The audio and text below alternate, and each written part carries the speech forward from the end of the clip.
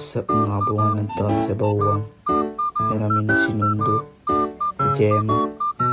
So nakita namin yung kalamaw, ano no, nagmemerenda.